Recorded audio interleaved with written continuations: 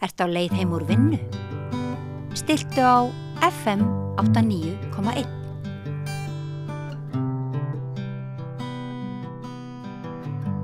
Komið sæl og velkomin eftir að Rauðaborðinu. Ég heiti Marja Lilja og ég ætla að einbeita mér aðeins áfram að trúmálunum. En síðustu helgi kom fram á RÚV, ég held að hafi verið í Speglinum, frekar en lestinni, að kirkjusókn ungra drengja væri að aukast og þetta skapaðist svona ákveðin umræða í samfélaginu og í gær fengum við hérna til okkar trúleysingja, erindreka lífskoðunarfélaga, en í dag þá ég hér með andansmenn hjá mér, Davíð Þór og Sverrir Ragnars, verið velkomnir. Takk. Svo við kannski byrjum á þessu hérna með kirkjusóknina. Hvers vegna haldið þér hreinlega að ungir drengir sæki í auknum mæli í kirkjuna? Ég hef orðið var við þetta í mínu starfi að aukin kirkjusókn meðal táninga, engum drengja. Og ég held að það sé bara að koma upp núna, ég held að við getum þakkað kapitalismanum þetta. Ég held að trúin býður tilgang. Býður það að einstaklingur setji sig í stærra samhengi. Og þetta unga fólk, það að horfa á samfélag okkar, það að búa sem til að fara út í það og það horfir á efnishyggjuna, það horfir á lífsgæðakapphlaupið, það horfir á gildismatið, það horfir á verðmætamatið og sættir sig ekki við það, hrís hugur við því að fara út í þennan poll og að leita að einhverju, ég segi ekki alternatífu, en að leita að einhverju sem skiptir meira máli og gefur þeim einhverju lífsfyllingu og tilgang og setur þá í samband við einhvað æðra en að verða tannhjól í þessu brauðstriti þarna úti. Já, nú við töluðum það hérna þessi gær að þetta væri ekki alveg kannski svona djúpt að fólk væri ekkert endilega að leita af þessari fyllingu, sem svo þú segir, heldur meira bara félagsskap. Er þetta ekki svo að þetta auðvitað svolítið afskiptur hópur, þetta ungi kallar, það verið að tala um þeim líði illa, þeir tilheyri illa og annað slíkt. Er þetta eitthvað sem að kemur þá, bara í staði fyrir félagsmiðstöðar eða þannig, eða? Ég held að það sé af einlægri trúarþörf sem þessi strákar að mæta í kirkju. Það er mín upplifun.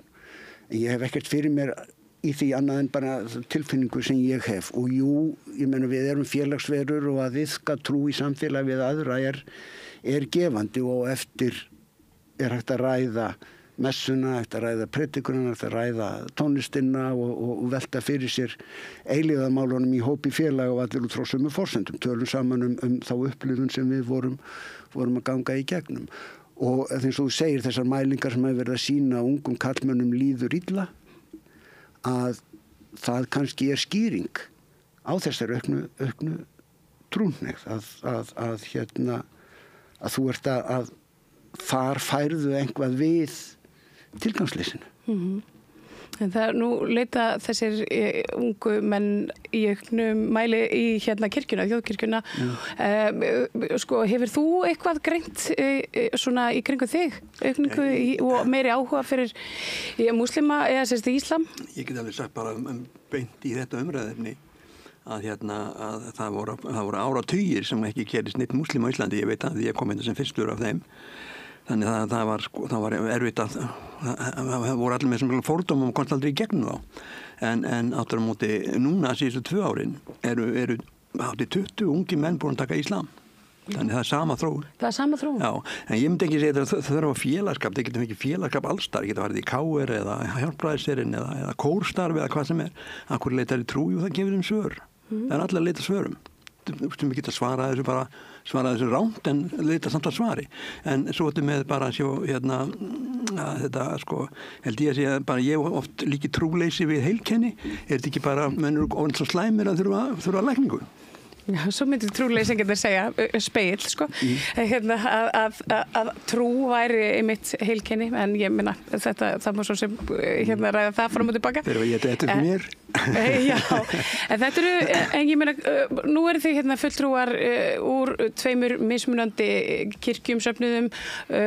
Hvernig, sko, hvernig er samvinna og ég meina, er eitthvað samtal þarna á milli og ef þetta svona eins og við höfum talað að hér eru drengir að leita í auknum mæli í trúna og í söfnuði og þarf þá ekki að vera eitthvað svona, ég veit ekki, eitthvað samtala á millum, hvernig maður tekur á móti einhverjum sem líður illa, drengjum í þessari stöðu? Sko, við Sverrir náttúrulega, we go way back. Gamli félag. Gamli félag, 30-40 ár. Já, allavega 35 ár. Eitthvað svo leiðis. Þannig að við erum ekkert að ræða saman trúmál. Þið eru ekki að ræða mikið trúmál? Í fyrsta sinn hér og nú. Já. Þannig að við höfum rætt þetta fram og tilbaka. Nú skil ég, ertu að tala um hvernig við tökum á móti nýju fólki, ertu að tala um samkirkjur Já, ég er svona aðalega að pæla í þessum hópi ungar drengja akkurat núna.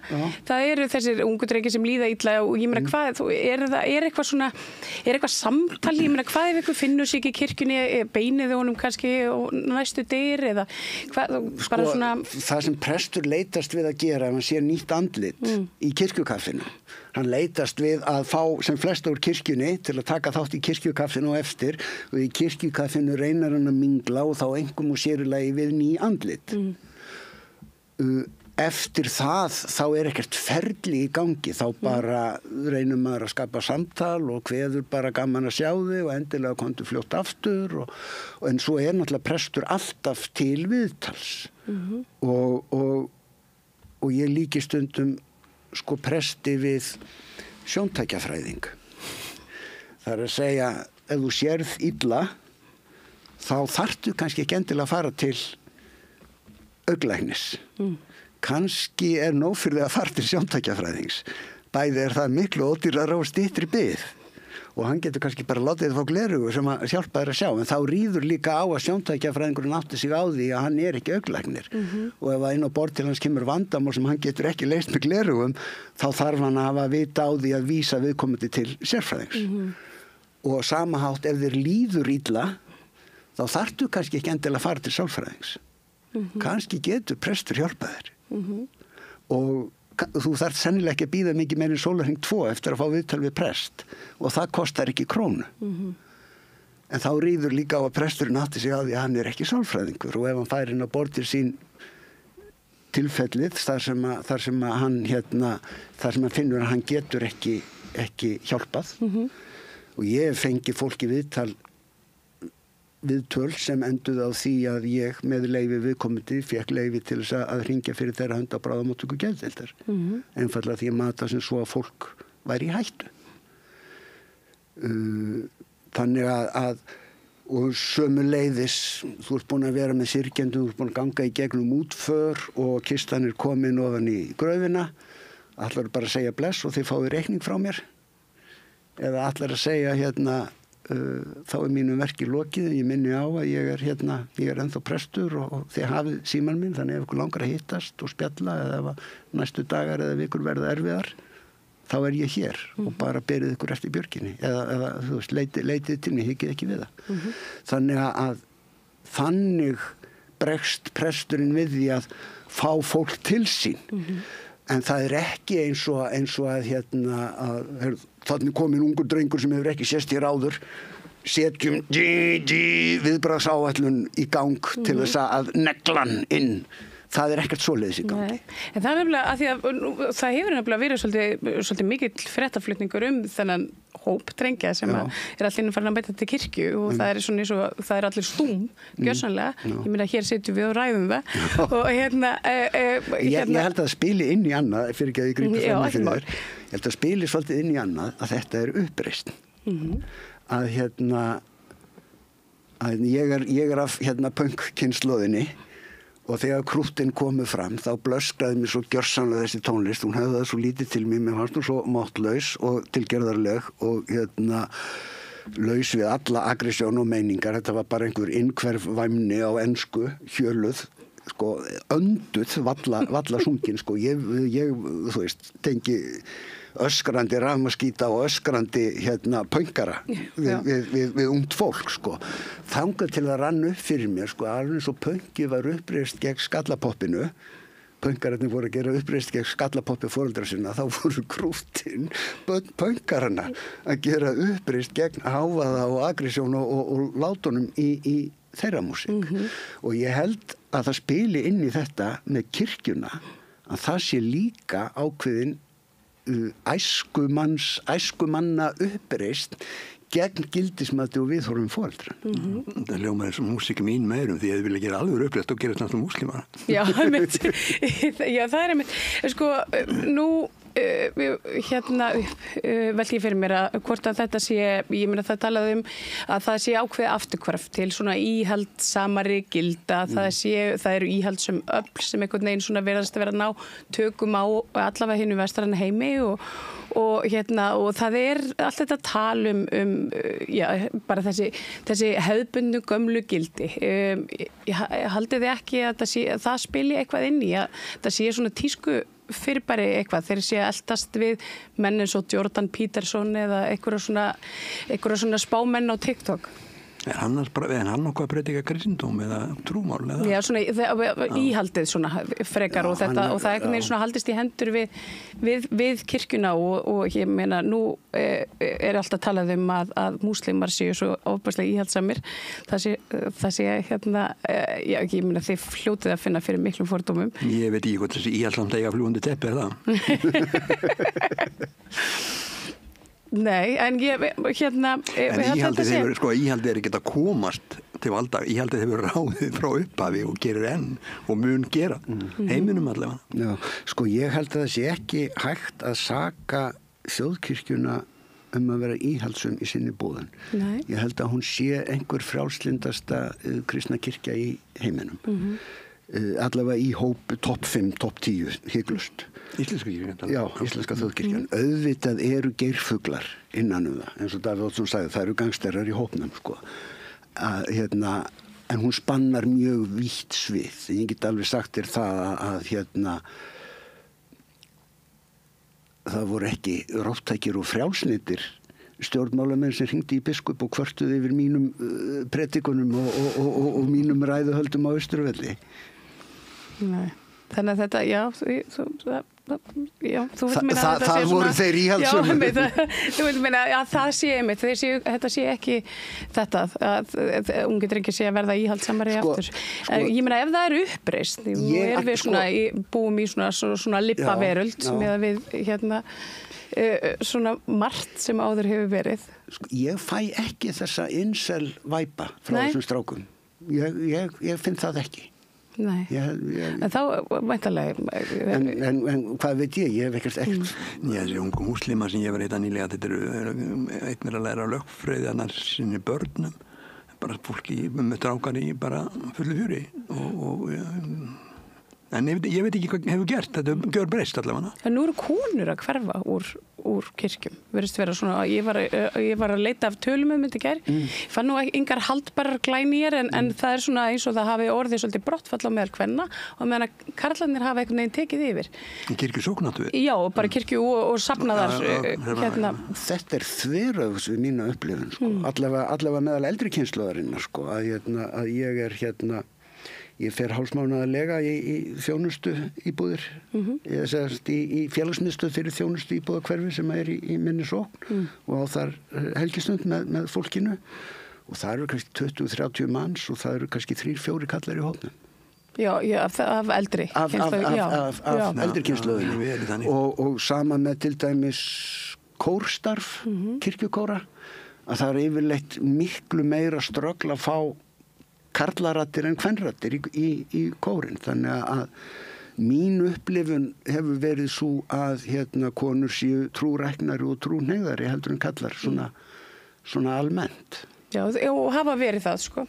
Svo verist að það hafa orðið hana. Og hvað prestastéttina varðar að þá held ég, þá bara er ég leiðréttur með það, mér minnir að jafnvægi hafi verið náð þar milli kynjanna. Það allavega munar ekki miklu. Já, sem jammar ekki kvenprestar og kaldur. Já. Þannig að það kemur svolítið flatt upp á mig að þú ert að segja mér að konum sé að fækka í kirkjunu og körlum að fjölga. Þeir hafi svona tekið yfir allavega í Evrópu. Já, kannski í Evrópu. Þú ert að segja mér fréttir. Já. Þannig ég hef engin viðbrögð. Þetta var það sem ég fann á internetinu í gær og ekki lífið þannig. En við... Þeir mætti ekki setja á internetinu ef það var ekki satt. Já, það er reglan. Sverrir, segðu mér, nú hafa múslimar fundið fyrir miklum fordómum á Íslandi. Þekki ég frá mínum vinum sem eru múslimar og þetta er einhvern veginn svona virðist vera lenskan svolítið mitt á Vesturlöndum að það er þessi vondum músliminn og þú veist Heilig sjónvarpsþættir gerður þetta 24 til dæmis. Já, er þetta eitthvað sem þú finnur fyrir þínu daglega lífi? Ég vil segja þetta rýn ekki á, ég kann alltaf koma með brynju, þetta rýn ekki á mér, ég mist þetta, ég lendi til dæmis bara heita pottunum daginn, svo leys einhverjum fyrirlestir frá einhverjum gæja sem var bara rógur, ligar og illendinga og muslimum. Ég var það yfirgefa svæðið, En þetta er sjálfgæft, þetta er miklu betur breyst mikið síðan þetta er í tvennu lagi. Fyrst kom ég hérna til muslimin 1973 frá Pakistan og þá var að vísu hrækt á með eins á Austurræti, en það var vegna þess að arabarnir voru búin að hækka bensíni, það var ekki trúmálin. Og svo var þetta bara mjög yndislegt að vera múslimi, múslimi Stykkishólmi, bara kallaði múi og bara gekk inn í samfélagi þar og bara beita með köllunum og sjó og bara gekk mjög vel og aldrei, en svo upp úr 2000 svona, náttúrulega eftir tvíbrotturna gerist eitthvað, en það var svona einhvern veginn búin 90, það byrjar tölvunafræðingur, ég get alveg nefn nafnið vegna þess að hann er að mínum mati á það alveg skilið menn mjög sér illa til hann. Skúli Skúlason var tölvunafræðingur og hélt póstlista og dreifði hatursboðskap á amerískum hatursíðum vikulega til 10.000 manns. Það voru alþingismenn, það voru sveitarstjórnarmenn, það voru kennarar, það voru prestar, allir sem máli skipti, fjölmiðlamenn fengu þennan póst á hverju einustu viku og mikið af þessu sem hann sagði ratað á forsíðu blaðana sem sannleikur, það var enginn sem tekkaði af. Og þetta held ég sé grunnurinn af þessum miklu fordómum og það þessi að víkja, það er bara lengri liði tími, hann er dáinn, látinn fyrir nokkur upp sem honum, en hann hafði hann eitraði svona út af sem bara, en nú er það aðeins að minnka, en nú er þetta að koma einhver öðru á framfæri. Já. Og nú náttúrulega miklu einfaldara núna með netun ég tók alveg 5 ári að svara næst í öllu sem framkom og var rámt haft eftir, því mikið þessu er bara legar og uppbunni, það sem eru að vitni í Kóranum það er ekki eins og þar og það er alltaf tradisjón var svo að fyrsta þýðing Kóransins á latinu þá bættuður inn í köflum og þaðan kemur það sem ég las í gangfræðaskólanum að Íslam kendi það að konur hefði ekki sál, það var þessum Kóranin sem kom út 1171 á latinu. Það var eitthvað svona bara tilbúningur og þetta erum við að fást við enn í dag. Ég meina hvað er líkt með þessum tveimur trúarbröðum? Getur kannski svona... Þau eru náttúrulega náskýld. Já. Abrahamísk trúarbröð. En við lítum á kristna menn sem trúa það. Við lítum á þessi misskilningur að taka Jesús sem Guð, en það er þeirra mál. Við lítum á Jesú Krist sem Guð, sem frelsara, krossfestan dáinn og upprisinn frelsara okkar og væntum endurkomu hans í dýrð. Við væntum endurkomu líka. Múslimarnir líta meira á Jesús sem mikilspámann, en einn af fjórum stærstu, en mesti spámaðurinn sé Múhameð. Síðasti spámaðurinn, síðasti og mesti. Já, gegnum svona, en það er aldrei satt beint. Já, en Kóraninn kemur í gegnum Múhameð, það er kemur í gegnum Gabriel, til Múhameds. Já, til Múhameds.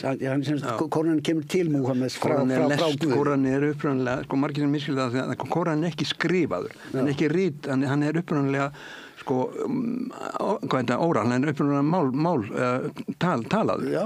Og þetta er nákvæmlega eins og hann er talaður á þann hátt að þetta er eins og völusbáin, þetta sem eru svona óljós endarím og rytmi sem gerir verkum auðvitað munan. Það eru milljónir múslima, 10 milljónir múslima sem kunna Kóran utan að í dag, skilur. Þannig að brenna Kóran hefur ekkert að segja. Enda hef ég heyrt fullyrt miðað við það sem við vitum um Múhameð að þá séu hafi hann ekki haft neinar forsendur sem bara einhver kaupmannsblók til þess að kunna þetta. Til að geta skrifa svona eða búið til svona texta sjálfur. Og þetta ótrúlega texti. Og út af því hvernig textin saumaður saman og þá eru eins og vorum talað áðan hvernig þýðingar. Já, hann sagði, það var hægt að segja bara, skapaðu eins vers og í Kóranum. Það gæti enginn svarað því. Nei. Þannig að þið trúið bara á sama Guð. Í raun og veru trúið. Það er ekki vafamál. Það er bara einn Guð, ekki?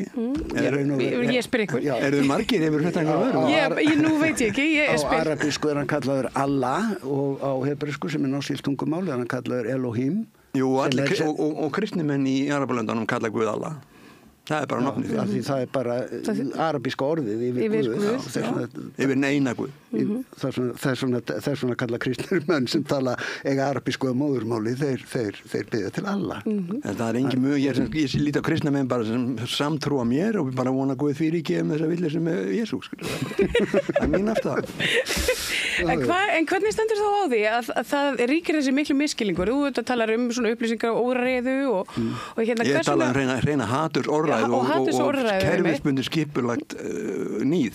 En hvers vegna standa allir þessi trúahópar ekki betur saman? Já, við erum ekki bara standa við Davíð. Nei, sko einu sinni það er til samráðs, það er líka það þú talar áðan hvað það er samráð. Já. Það er til hópur sem heitir samráðshópur trúfélaga. Já. Og það eru lífskoðunarfélögum líka sem ég var að móta fengi komst inn, ég fatt ekki eitthvað þau að hleypa heiðingum eins og í samkóla. en það er ágætt starf þar. Einu sinni fóru muslimi, gyðingur og kristinn maður saman og bar og þeir fengu sér bjór nema musliminn, hann fekk sér te því að hann má ekki drekka áfengi og þeir spjölluðu saman og voruðu góðu vinir. Þetta er ekki brandari. Þetta er bara það sem gerist þegar fólk er ekki drullusokkar. Akkurat. Það er bara þannig. Og þannig á samstarf og samvinna trúaðra og vantrúaðra að vera. Þú veist, trúin er þitt engamál og það er ekkert sem segir að góður muslimi og góður kristinn maður get ekki lifað saman hlið við hlið í bróðerni og vináttu. Það gerist allan heim. Og það er að gerast allan heim. Við erum að glíma við sögu sem fólst í því að ríkisvaldið tók kirkjuna traustataki og misbeitti henni meðal annars við erum ekki enn búin að súpa seiðið að helvítis krossferðunum sem var náttúrulega bara nauðgun á öllum kristnum gildum að gera það þeir rústuðu með kristnumönnum í Istanbúl alveg hægri vinstri því að þeir voru að vitlusi þjóðerni hjúkum nunnur og munka þá hlutu þeir að vera heiðingjar þú veist við erum ekki enn búin að súpa seiðið af þessu. En sko á 20. öldinu, síðari hluti 20. aldar og nú á byrjun 21. þá er kirkjan að öðlast meira frelsi og inn í hana er að koma fólk sem er með hreina og einlega trú og vill snúa aftur til grundvallaratriða og hefur þessa þörf inn í sér til að tilheyra, til þess að hafa einhvern æðri tilgang með þessu sem við köllum líf en þann einan að hafa ísú á þá til maður deyr og ef þú tækir nú upp á því eins og ungu mennirnir að fara að mæta í kirkju á sunnudögum þá efast ég að þú myndir heyra margar predikanir þar sem að eitthvað væri boðað sem að myndi ganga fram að þeirra samræmdist ekki þínum lífskoðunum svona í allavega grundvallaratriðum.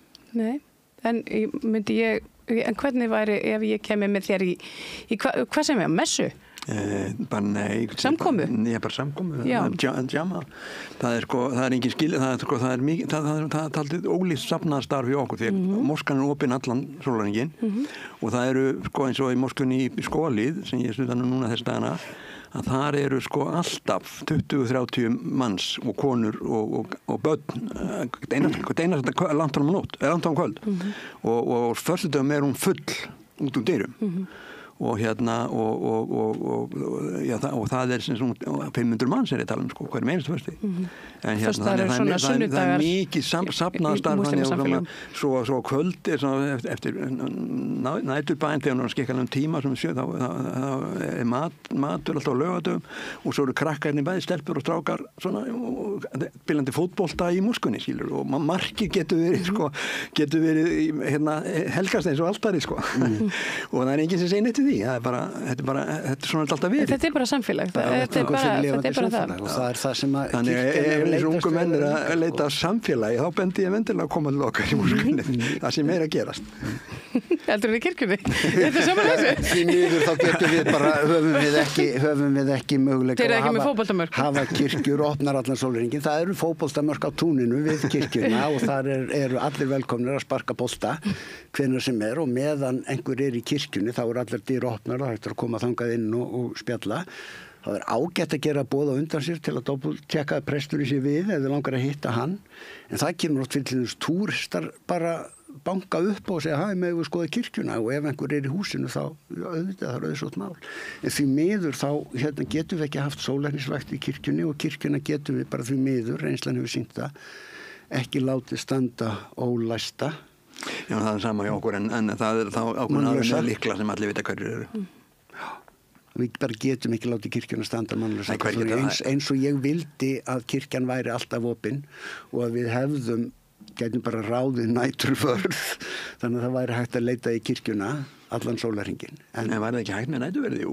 Jú, en kirkjan bara að ströggla við að það þarf að borga næturverði kaup. Næturverðin selna meiri presturinn í kaupi. Ég segi ekki að það ekki meiri presturinn,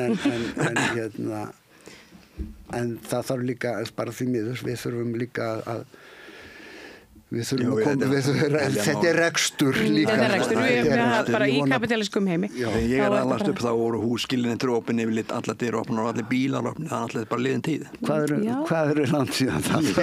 Ég er forn, sko, ég fætur á fyrirplats í þessu andan. En kannski áður en ég slepp ykkur að því að við svona hófum þennan þátt á því að tala drengi og þeim liði í til samfélaginu. Hvað getum við gert til þess að bara fólki almennt líði betur? Sko, ég held allavega að trúleysið hafi svolítið brugðist. Það er enginn að tala Richard Dawkins í dag eða Anthony Quaidon, Hutchins eða, þú veist. Hutchins, já. Eða sem gerði þarna þættina Cause of All Evil.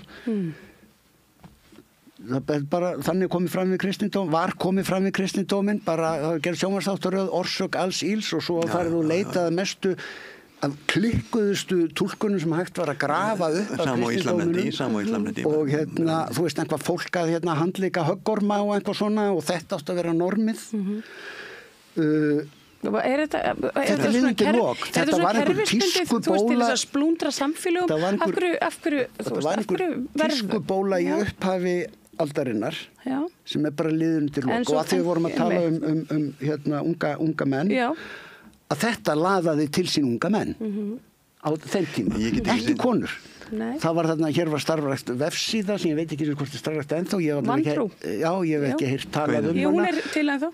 Ég gáði sérstaklega að því á það. Er hann verið að byrta efna? Já, síðast bara í janúar ekkert. En allavega, hún er ekki í umræðunni núna. Nei. Og ef þú horfir á hverjir á bak við hana, er ein kona í hópnum? Nei. Ég held ekki, sko. Þannig að þannig að ef þú ert að leita incel-samfélagi þá ferð ekki í kirkjuna, þú ferð í vantrú. Þar eru incelarnir sem eru að leita að svörum, sko. Við getum í raun og veru, þú veist, við verðum bara að hafa faðminn opinn. Það er það eina sem við getum gert og að vekja athygli á því að við erum hér og við erum reiðubúin til að hlusta og taka utanum. Það er engin dæmdur sem kemur í kirkjuna. Ég hef setið með dæmdum morðingjum og spjallað við þá líðan þeirra og þeirra andlegu áskorunir við að reyna að hefja líf að aflokinni afplánun. Og þeir eru jafn velkomnir og aðrir í að eiga samtal við prest. Það engin slaufunarmenning í kirkjunni. Nei, það myndar bæta við í sambandi Hitchens og þessa gæja sem skrifa og Dawkins hefur líka skrifað mjög svona aðal íslam, báðum aðal íslam þó að kristmenn hafa líka fundið fyrir því.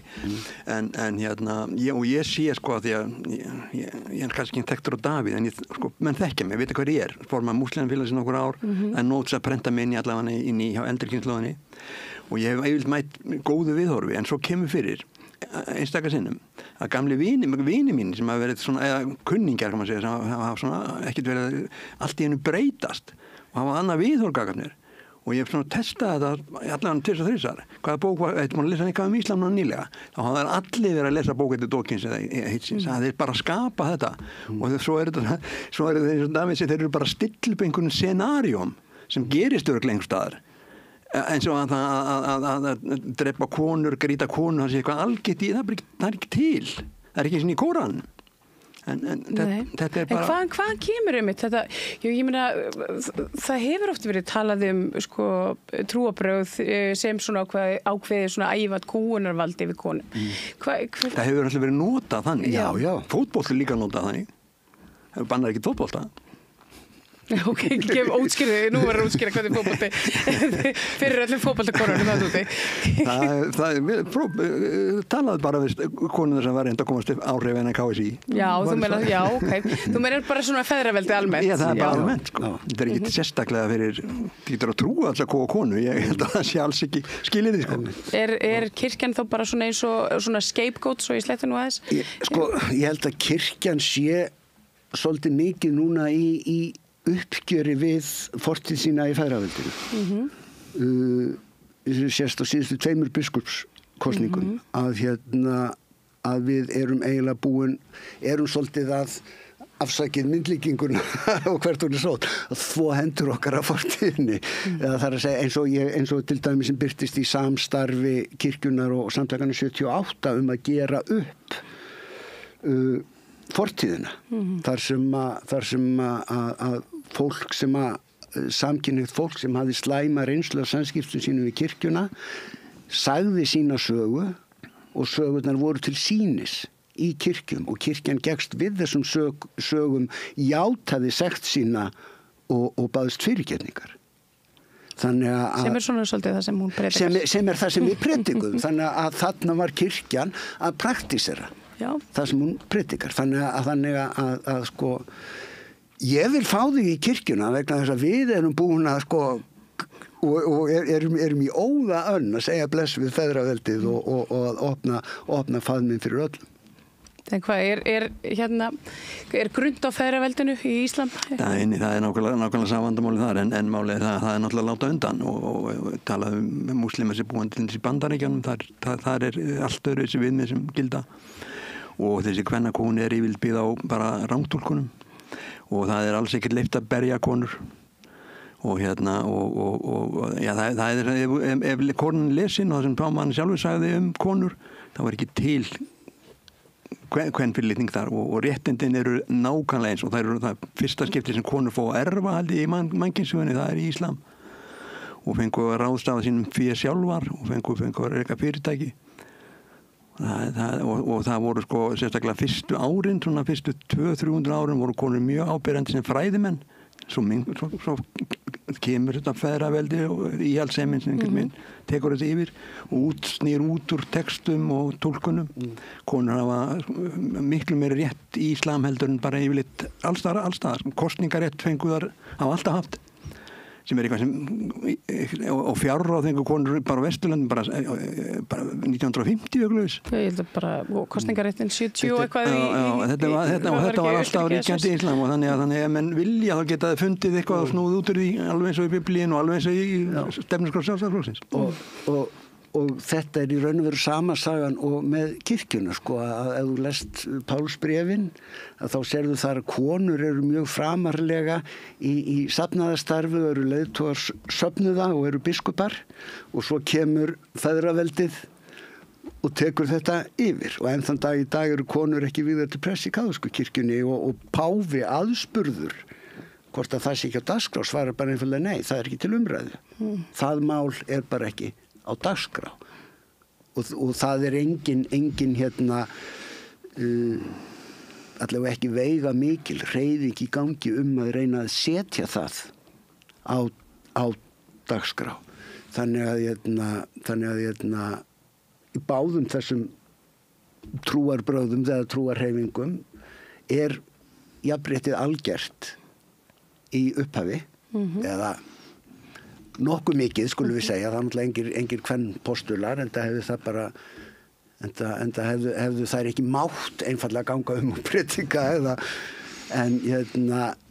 en allavega frelsi kvenna töluvert mikið meira og svo kemur feðraveldi þegar þetta verður að valdastofnun eða ljóst að með þessum stofnunum hægt að öðlast völdi yfir samfélaginu, þá kemur feðraveldið og hlammar sér hún á það og tekur það í gíslingu. Já, við alls að kapitali bara.